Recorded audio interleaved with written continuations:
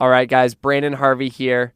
Earlier this week, the election happened, and it's been something that has been crazy for the last 18 months of campaigning, and, you know, it just reached its culmination, and a president was elected, and that president-elect is Donald Trump, and honestly, that's not the candidate that I voted for or necessarily.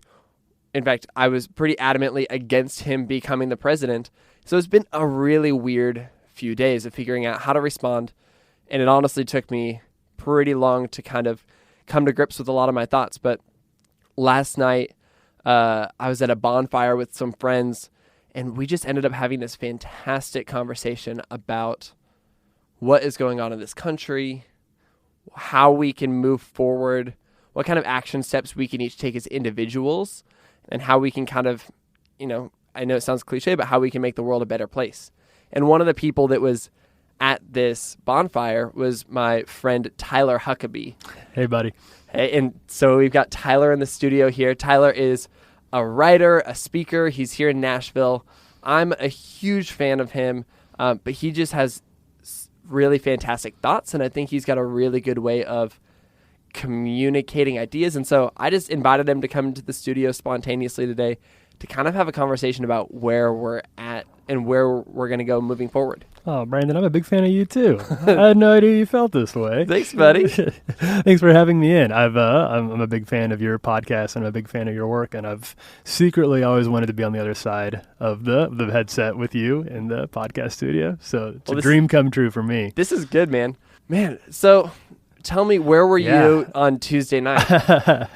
Well, Tuesday night, we were actually getting ready. My wife, Liz, and I were going to a party at a friend's house because we thought we'd be celebrating the win of the country's first female president. And that party took a turn pretty early on, and we ended up going home pretty early. So then I watched sort of the fallout and the rest of it. Eventually just at home with some ice cream and my dog and CNN. And so me and Anderson Cooper brought in the President-elect Trump together. It was very surprising. Obviously, I think nobody expected this. I'm still kind of reeling from how wrong we all got it, and realizing that there's no experts anymore. You know, clearly there's no everybody that we trusted and believed got this one wrong. So we are living in a world without any we're in uncharted waters, I guess I should say. And everybody who thought they knew where we were going was wrong. So we're looking for some new leadership. Yeah, that's the most interesting thing I would imagine for you as somebody who's in the media. You're a writer, you're a communicator. It's kind of weird that everybody had no idea this was happening. Yeah, man. There was this entire pulse of the country that was just not being picked up. Like, nobody understood it. Mm-hmm. There's definitely I think that I was of the mind for a long time that there's a conservative media and there is a liberal media. And in my thinking, the conservative media was pretty far right and was spouting off some pretty crazy theories. And the liberal media, I thought, was also biased and in some unhealthy ways, but I thought they were maybe a little closer to, at least they had facts on their side. Maybe they would spin those facts in unhealthy ways. Maybe they'd be kind of smarmy or snarky in how they put it or treated people on the conservative side sometimes. But I thought they were at least close to right. Come to find out, I was very wrong. And, I looked at the data and I trusted the data. The data was inaccurate. And so if nobody ever wants to read anything that I write, again, I can't blame them because I got this one about as wrong as anybody could. Because not only did Hillary Clinton lose, but she lost bad. Yeah, it's so crazy. My election night, Sammy and I, my wife and I, went over to a friend's house. Yeah, I saw some pictures of you guys on social media. Yeah, we got invited over last minute. We were just going to watch it at home. And right before we head over, we get a text that says, there's some Trump supporters here. We just wanted to let you know beforehand. Oh, man. And we were like, crap, do we still want to go? It's so awkward. I'm not a sports fan, but it felt like if you were to be, I don't know, this is maybe a stupid metaphor, but I don't watch sports nearly enough, but it's like sitting next to each other, like rooting for opposite teams, except it actually matters. Yeah. Except for there's not a we'll get him next year. It's we might be back in 4 years, but it's going to be a very interesting 4 years. I can relate to that a little bit. I remember just a few years ago driving across the country with my family to go see the Nebraska Cornhuskers play in San Diego against Washington. We were supposed to win. We'd beaten them before. Supposed to be a blowout. We got we got our butts handed to us, man. we got shut out, and it was cold, and I didn't have a coat, and we were tired, and we had just driven 24 hours to get there. That was the last time I can remember feeling as gobsmacked as I was. But obviously, like you said, this is not a sports game. There are real stakes here. And as much as we have trivialized some of those stakes throughout this election at points, people's lives, as we've seen over the past couple of days since the election results came in, are very much on the line here in some very real ways. Yeah, and let's talk about that. So I've spent the last few years, I feel like it was about 2 years ago, where there was just kind of a turning point in my mind where I went, I only listen to white people. Like the people I follow online, they tend to be more white. The people I see in real life, they tend to be more white. And a lot of that is just socioeconomic. Like it's the cities I live in. Portland, where I used to live, is the whitest city in America, or one of them. Yeah. It's just all of these things. And so I made this intentional choice. I was like, I'm going to follow more people who are not like me, And so I'm a straight white upper class dude born in America. And so I basically tried to follow and get to know all these people who are different than me in every single way that I could imagine. Yeah. And so I've spent the last few years like trying to empathize with, my LGBT plus friends and my Latino friends and my black friends and like there's this and my refugee friends and it's been really humanizing, and it's been one of the most valuable things I've ever done to listen to other people. Yeah. Because I think there is and this is talked about a lot, but obviously it bears repeating based on the events of the past few days, that it's very easy to silo yourself in a way on social media. Absolutely. And you don't realize how different many people are from you. And you have to be intentional about finding those voices. And it's very easy to just find the straw man version of the other side of things. Yes. Because those are the ones good point. Those are the ones that like you accidentally stumble across, right? Those are the ones that if all you do is follow your white friends, maybe your white friends have a little bit of antagonism towards minority movements like Black Lives Matter or certain refugee causes, then you're only going to hear about the ones that don't go well. You're only going to hear about the times that things get out of control, maybe things get violent, and so then it'll be very easy for you to paint all of those movements with a very broad brush and a very incorrect brush, because the reality is most people are not violent. Most people are not trying to overturn the country, or they're not trying to bring Sharia law and make it part of our Constitution. But it'd be very easy for you to think that way if you only listen to certain types of outlets. Totally. And there's exceptions to every single thing. And so there's totally, for every argument that's really ever been made in kind of the political world in the last few years, I'm positive that there's one example of that thing being true. Right. But it would be really unfortunate and really dangerous to paint an entire group of people with a broad brush. Well, none of us want to be defined by the worst elements of our existence or of the causes we believe in, because we all know that, if you're a white Christian who lives in middle of nowhere Iowa, it's pretty easy to find some very hateful white Christians who you would want nothing to do with. You would say, I absolutely reject those tactics, those God hates gay people signs or the Westboro Baptist Church. You would distance yourself from them. You'd say they don't represent me at all. But that benefit is not something that we always afford to people who aren't like us. Yes, exactly. And so in my last few years of kind of paying attention to these people who in a lot of ways are marginalized, because as a white middle class straight dude born in America, I'm like the center of this country. So am I, right? We're in the same place. We have had it our way for a long time. And so it's anybody that's not us really has a totally different story.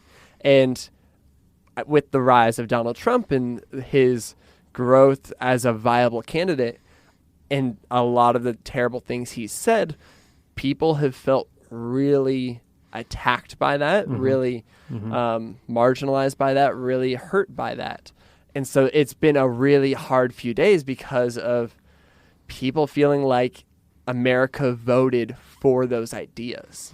What are some of the things that you've seen or you've witnessed that have been some of the negative, we'll say, repercussions of that, or the negative fallouts of his victory? Man, I just scrolling through Facebook today, not looking at viral stories, not looking at stories from news outlets.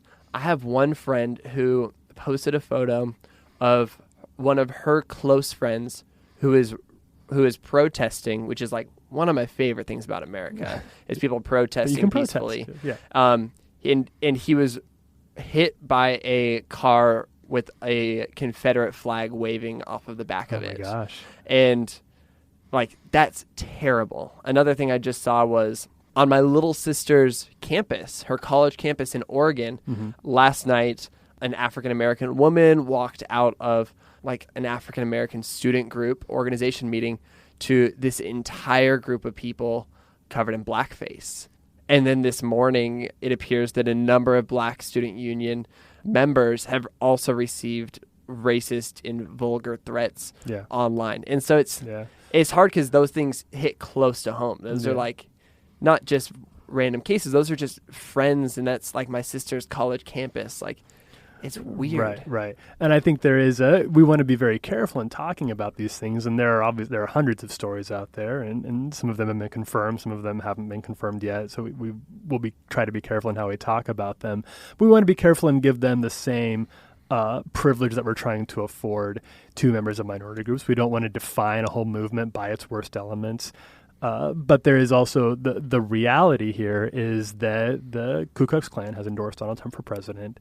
They held the victory parade yesterday in North Carolina to celebrate that. Those things are terrible, and they need to be very strongly and loudly condemned by President-elect Donald Trump, by his administration, and by the people who supported Trump. That is not something that Donald Trump so far has been very good about doing. He has not loudly condemned the hate that has come out of some of the fringe elements of his campaign.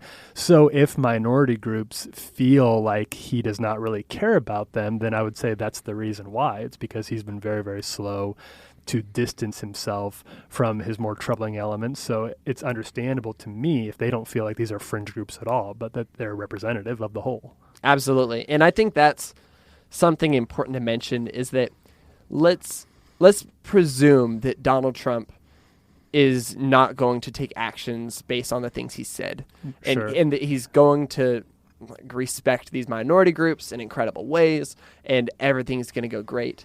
The truth is that even if that's the man you voted for, and you voted for him for, based on your economic anxiety and, exactly. and genuine feelings of being left behind and unheard. Exactly. The fact that, minority groups around the country feel so fearful, like that's not an emotion you can ignore. Like, that's a very real thing. And so the proper response to that sort of fear and that sort of anxiety that's really authentic is empathy. Mm-hmm. And so that's been the big thing that I've been focusing on in the last few days since the election is I want to hear people. I just want to listen. I want to be empathetic. And the time for a plan is what comes next. But right now it's just the listening period. And I've been like writing down ideas on, what are some of the plans we can begin to make to care for these people, to love people during this time in America that feels very bizarre. But the last few days have been listening. I think that I've been thinking a lot about listening the past few days because there is a growing sentiment that we've done a very poor job at listening to each other. And I think that's a very true thing. Clearly it's true, because if we'd been listening to each other better, there probably would have been some better predictions about what was going to happen Tuesday nights. But I think that it's important for us to remember that listening is not a virtue in and of itself. Listening is just an action. It's something that you do. Love is a virtue. Mm-hmm. And love means that sometimes you listen and it's important to listen well and to listen with empathy. And it also means sometimes you say, this is something that you tell people, I hear what you're saying, but you can't say this right now because this is insensitive or offensive, or it's causing violence and increased segregation and deepening the rift in this country. And knowing how to do that is hard. Life is complicated. There's not a simple way to know when you should listen or when you should speak up. It takes being very wise and being very understanding of what you're hearing. I do think that there is a tendency in this country to not listen to people who have a different experience than your own.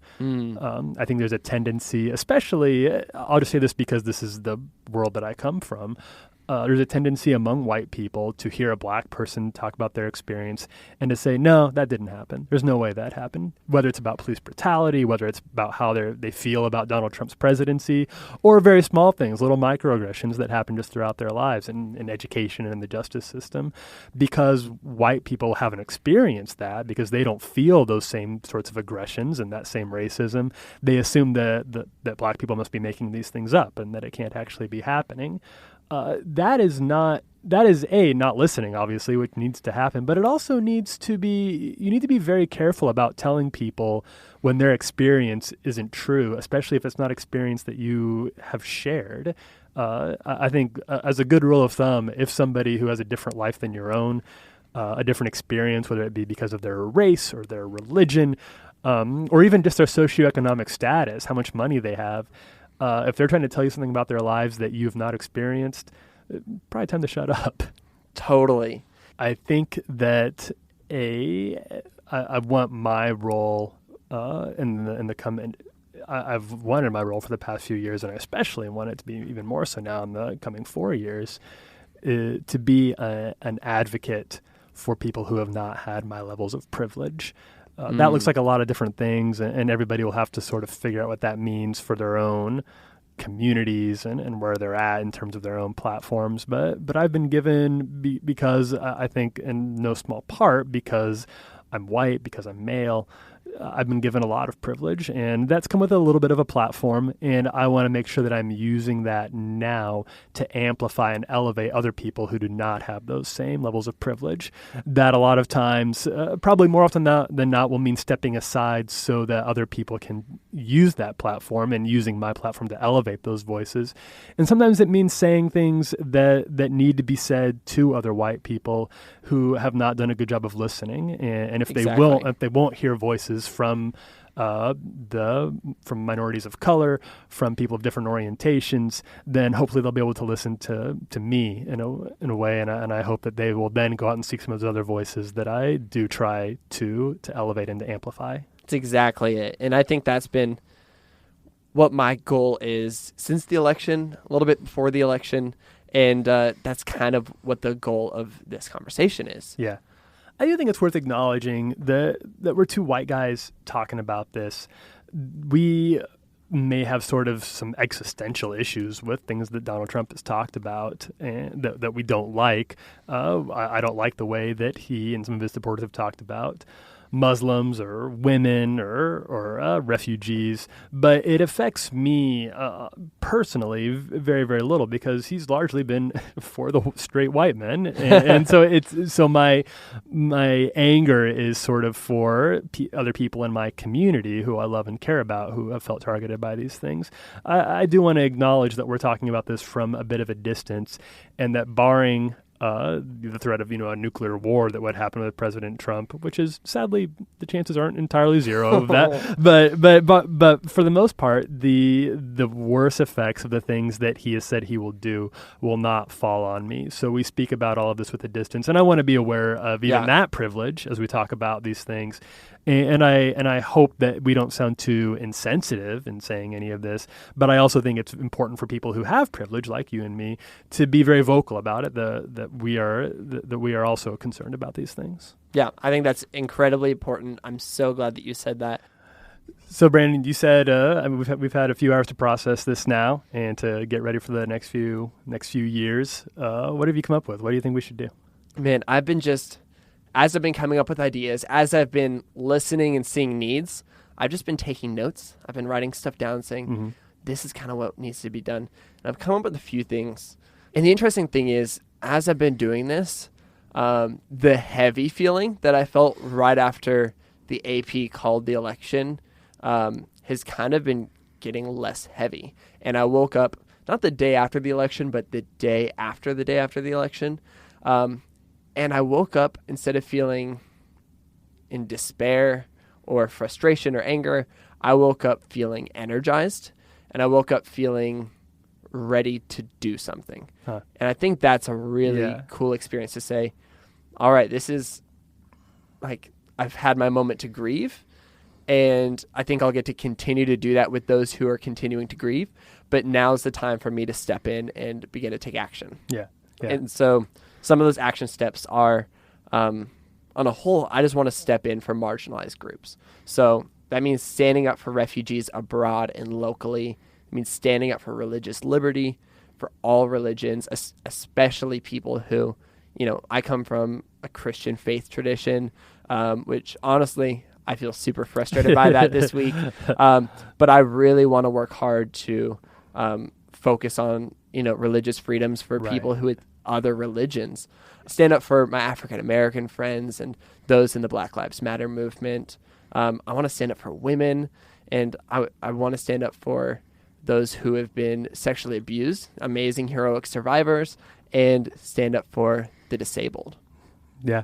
Yeah, I think that's a great way to start. And standing up can look like a lot of different things. Yeah. Those groups are all very different, but they all do have a lot of needs. I'd suggest that if you really want to funnel if you're feeling discouraged by the election, if you're feeling angry about the election, there are ways to funnel that into very healthy, proactive, very practical ways. Almost every city of a significant size has some sort of Islamic community center. I would encourage your listeners to reach out to those places. Just send them an email with some words of encouragement and support. Say, we're glad you're here. Thankful for the work that you do. Offer to volunteer your time and resources there if you want. The same thing can be said for there's places that need a lot of help teaching English to incoming refugees. You could lend your time there. You don't need a teacher's degree. You just need to be able to show up and help people work on their English language. Homes for their places for sexually abused women who are also feeling very, very unsafe in America, and have always felt safe in America, frankly. But this is sort of throwing that into a sharp light. Offer to volunteer your time and resources there too. I've worked for nonprofits. I know what it's like. There are always things that need to be done. There's never enough money or people.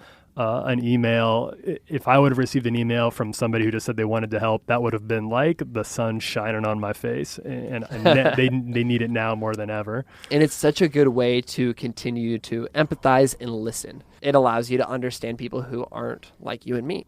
There's some also other really practical things you can do. I'm going to write Donald Trump and different members of his administration when he announces that letters and just say, hey, in the same way that I think Barack Obama's done a really, really good job of this, saying, if you succeed, we all succeed, like America succeeds. And so I want to say, here's my hopes for your country. Here's how I hope that I'm represented in your administration. And here's how I hope that the members of my community, the people I know, are represented in your administration. Yeah. I'm going to have some practical things like, I really hope that your staff has an incredible amount of diversity. I hope that your staff has women. I hope that you're able to listen to people who aren't like you in the same way that I'm seeking to do this. But that can also be done on a really practical level, very locally, with local legislation. I remember during the week where there were a number of shootings of African Americans in the U.S., I wrote a letter to our police chief here in Nashville. Mm-hmm. And it was a really, really positive experience. And I said, here's my frustrations, here's my concerns. How are you addressing these concerns to make sure that Nashville doesn't end up on the map and that the African Americans in our community are kept safe? And I actually got a fantastic response from him. And I found it to be really encouraging to be in communication like that. I think that it's easy to forget, especially during an election, that we live in a democracy, and that means we are the government. And because we are the government, the most impact we're going to have is going to be locally. And we get so caught up in the Washington, D.C. election that happens every 4 years that we sometimes forget about things like our police chiefs, our judges who are in our communities, obviously things like senators and other legislators. These are very, very important elections. And I would guess most Americans, and me half the time, would have a difficult time even naming who these people are, let alone what my vote for them should look like. So I would encourage you now would be a great time, instead of waiting for 4 years to start getting active again, start now. There's a lot of important things happening in your community. And the United States of America is a trickle-up government. So what happens on a local level will eventually happen on a national one as well. That's really, really well said. Something else that I've been thinking about a lot is I think that the way that American culture works, where, it's consumeristic and there's so many things that are created and companies and big businesses really have a huge impact on this culture, is I'm going to work really hard to vote with my dollar. And so I'm going to say, how can I stand up for people great. by, supporting ethically produced clothing manufacturers? How can I reach out to companies and say, hey, I'm going to support you if you're treating women really well at their place of work? What are some of these really practical things that I can do to just change the way that, if the government won't hold businesses accountable, how can I hold businesses accountable? Because that's a totally fantastic thing to do. And let them know why you're doing it too, right? Exactly. To make it to not only shop or not shop at certain places, but especially with regards to local businesses, maybe places that are run by minorities or immigrants. Make sure that when you go and shop there, let them know, hey, I appreciate you're in the area. I'm glad you guys are here. You provide an important service. And if you decide to not shop somewhere, if you see something that's concerning to you, that you feel like is not adding to the United States of America as the way you want it to be, let them know that as well. And be kind about it. You can encourage them to try to be better about that. It doesn't have to be a brick through the window, but you can let them know, and that would be a great way to start pushing for more change. Because even whether or not some businesses care about things like representation, hiring diversity, they care about the bottom dollar. Totally. Yeah, and if they know that they are going to get more customers because they give women longer maternal leave, or because they're hiring an adequate number of people of different cultures, that's good for them. Yeah, exactly. I think local business and local government will be really, really important in the next 4 years. And I hope that the events of Tuesday will, I know some people are very afraid, and probably some people don't even really want to go outside of their homes right now. And I don't fault anybody for that.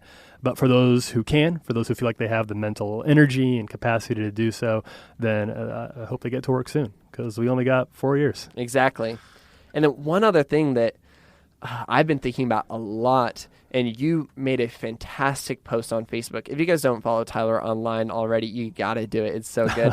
But Tyler had this really fantastic Facebook post about, this is the time where we kind of have to become the obnoxious protester in some ways. And you put it more eloquently. Well, yeah, and I didn't commit it to memory, unfortunately. But yeah, I think I think you've got to kind of become the person that you used to roll your eyes at a little bit if you really care. You have to become a little bit irritating, a little bit impatient for things to get better quicker than they actually are. I think that there's a concept in government called incrementalism, in which you just expect things to move very, very slowly, because the United States is built that way, to have checks and balances. In a healthy way. And it's a healthy thing. But there are some things that transcend politics, and I do believe that equality is one of those things. And there are minority groups in this country who have waited too long and who have been too patient, expecting their full rights and personhood to be acknowledged. And I think that the time has kind of come to stop. They've been very, very patient, and I think that it's time for white America to grow impatient on their behalf and to say we just won't stand for this anymore. So you have to shout. It might cost you friendships. It's going to rock the boat. It might cost you Twitter followers. I don't know. It's going to be. It can be uncomfortable, and it's not fun. These aren't fun conversations to have. But for the kind of country that we want this to be, I think it's, as far as I can see, it's the only way forward. Absolutely. So that's all number one. That's this idea of, here's some practical ways we can step in for marginalized people. Action step number two that I've been thinking about a lot is I want to continue to seek to understand people. Yeah. And so that's been something I feel like I've been working really hard at the last few years, but still I have so much room to grow. Tyler and I were talking last night around the bonfire about this idea that it's going to be incredibly difficult to understand the way that somebody was raised if it's coming from a totally different place. And I want to get as close to understanding as I can, though it may be impossible. Mm-hmm. And I think that's really, really true for these marginalized groups we've been talking about. But also something I've been thinking about a lot, and this is really tricky, but I want to do the same thing for Trump supporters. I feel like the group that I have not been listening to very well, and this, in a lot of ways, I just really want to apologize for that, has been Trump supporters. And I don't know exactly why that's been. Like, I don't know why I wasn't paying attention before, but when Trump was elected, he tweeted, he said, "This is such a beautiful and important evening. The forgotten man and woman will never be forgotten again. We will all come together as never before."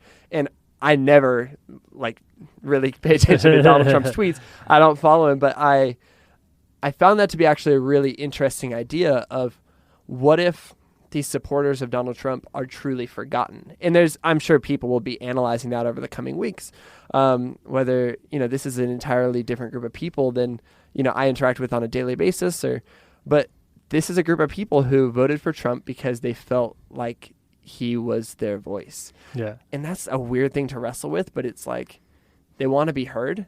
And so I will lend them my ear. I'm not necessarily going to lend them my understanding of any sort of inappropriate, racist, sexist, xenophobic ideas. Sure. But I do want to hear where they're coming from. And I've had a number of people who have told me that they've got Facebook friends posting and they're saying, "I voted for Donald Trump and I don't understand why everybody is calling me a racist. I don't know why the whole world is turning on me. I just wanted Hillary to not win, or I just wanted Donald Trump to be the president, but I'm not trying to be racist." And I want to empathize with these people who they feel like they're being attacked right now. Well, the operative phrase when I hear that is "I'm not trying to be racist," and I believe that a lot of Trump supporters would not actively say that they think white people are better than other people. Totally. I don't think that's an explicit thought that guides their voting decisions. I do think that there is such thing as being complicit in racism, whether or not you intend it to. Racism. It isn't a club, it isn't, there is not an official group of racists. You don't get a badge when you become a racist. It's not a religion. It's actions. It's about things that you actually do or don't do. And if we do something, especially we as white people, because we come from the position of power and influence, when we as white people do something that leads to an increased amount of segregation, that leads to an increased fear of minority groups and people of color in this country, and if the end result ends up being racism, then what you intended or what your motives aren't all that important. If you didn't mean to burn my house down, I'll take your apology, sure, but I won't be too forgiving of the fact that you burned my house down. And I think that's a little unfair for us to expect.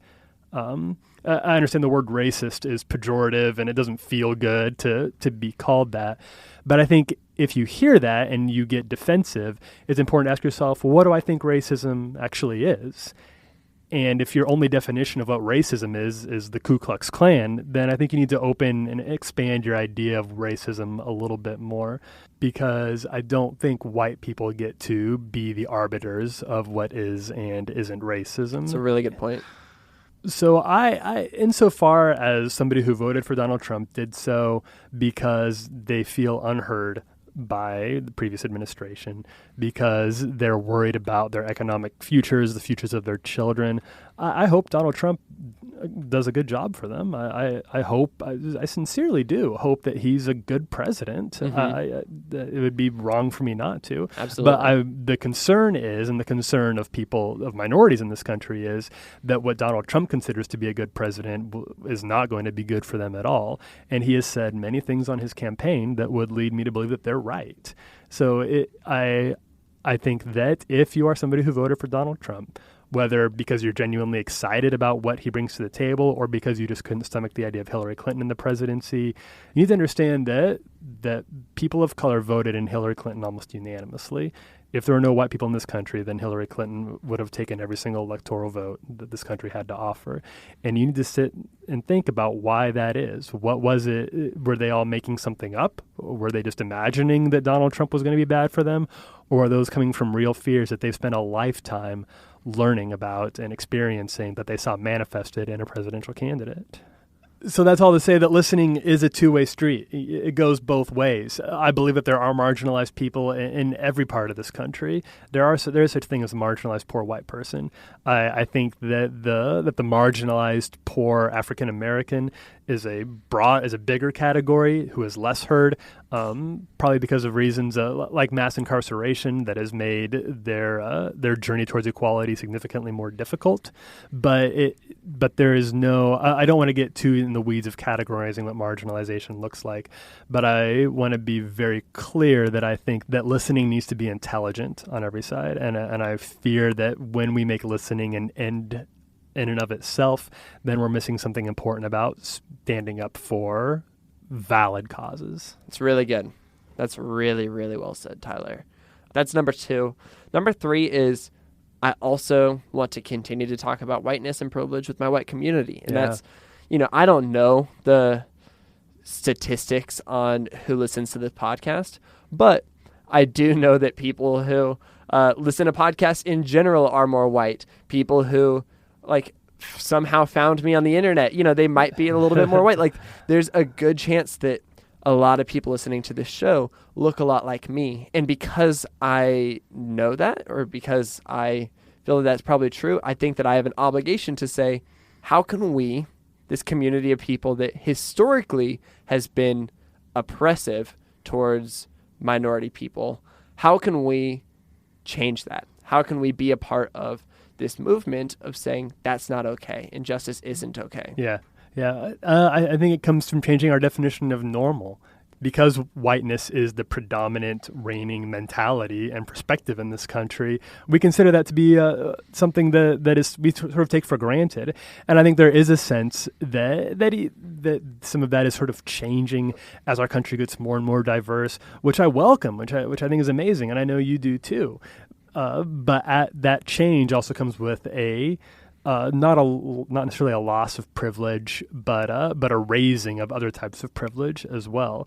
That's what equality looks like. But it's be very easy for people who are used to whiteness being the only kind of privilege to get very concerned when they see that changing, and they get nervous, and some of them act out violently because of that. So I think a great way to explore whiteness and to explore white privilege is to explore other cultures, explore what blackness is, explore what the immigrant experience is, the Muslim experience, the LGBT experience. The more you learn about those, the more you'll start to see your own privilege and be able to find ways to offer that privilege to others and to be an accomplice in liberating them and helping them find equality as well. That's really good. That's really well said. And the last thing, my last goal that I've been thinking about, it kind of sums all of this up, but my goal for 2017, and honestly the rest of my life, is I want to find ways for my community, for this community, to do a lot of this together. Figure out ways that we can all rally together. That's great. To make this happen, because I think we've created something really special here and on the weekly Good newsletter and on just Instagram and Twitter. It's been really fun to see the way that everybody's been getting so energized about making an impact. And that's what all of our guests on this show are about. They are making the world an incredible place, and they're not getting bogged down in the cynicism. Yeah. They're staying hopeful and optimistic. And so I don't know exactly what the plan is yet. I'm working on it. I want all of you to be a part of this. And our goal is not to be the heroes of this story. We're just part of this movement, and it's going to be really cool to see where this country is in 50 years. That's going to be incredible. I hope you're right, and I have reason to think that you probably are, Branden. I'll be excited to see it too. I love that. And with all that said, I want to hear from you guys. Those of you who are listening, did this resonate with you? What are your next steps? Like, what are some of the plans that you've been making over the last few days? Because I know you have been. Did we miss anything? Is there anything that, we're not even considering that we didn't talk about? If you have feedback, please email me at branden@brandenharvey.com. You already know that that's Branden with an E-N. Also, you can totally jump into the conversation that we're already having on Twitter and Instagram at @BrandenHarvey. I really want to hear your thoughts, your feedback. I also think a fantastic place that we can kind of get to continue this conversation of hope is my weekly good newsletter, where I share 5 pieces of good news from around the world each week. And, I think we're going to start including some more action steps in that. You can get that at brandenharvey.com. You guys should also follow Tyler online. He's such a great voice in all of this.